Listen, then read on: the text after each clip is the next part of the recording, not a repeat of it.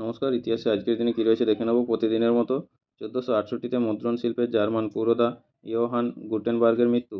1855-তে হাওড়া বর্ধমান রেলপথের আনুষ্ঠানিক উদ্বোধন করেন লর্ড ডালহৌসি। 1873-এ সাহিত্যিক প্রভাত কুমার মুখোপাধ্যায়ের জন্ম। 1883-তে বিশিষ্ট ভারতীয় চিত্রশিল্পী নন্দলাল বসুর জন্ম। 1925-এ অবিভক্ত ভারতে প্রথম বৈদ্যুতিক ট্রেন সার্ভিস চালু হয়। 1925-এ মুম্বাই ও কুর্লার মধ্যে চলল প্রথম বৈদ্যুতিক ট্রেন।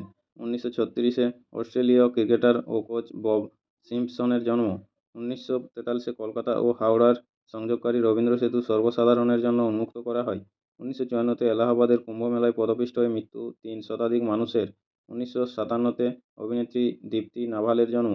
1963-তে ভারতীয় অর্থনীতিবিদ ও আকাদেমির ব্যক্তিত্ব রঘুরাম রাজনের জন্ম। 1965-তে ফুটবল জাদুকর আব্দুস সামাদের মৃত্যু। 1966-তে নিউজিল্যান্ডীয় ক্রিকেটার ও ক্রীড়া ভাষ্যকার ড্যানি মরিসনের জন্ম। 1996-এ বিশিষ্ট স্প্রিন্টার দ্যুতি চাঁদের জন্ম।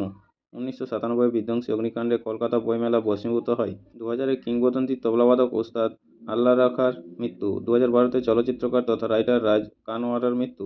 নমস্কার, আজকের ইতিহাস এই পর্যন্তই। পরের ইতিহাসটি পেতে চ্যানেলটিতে সাবস্ক্রাইব করে পাশে থাকা বেল আইকনটি অল করে রাখুন। সবাই ভালো থাকুন, সুস্থ থাকুন। দেখা হচ্ছে পরের আপডেট ইতিহাসে। নমস্কার।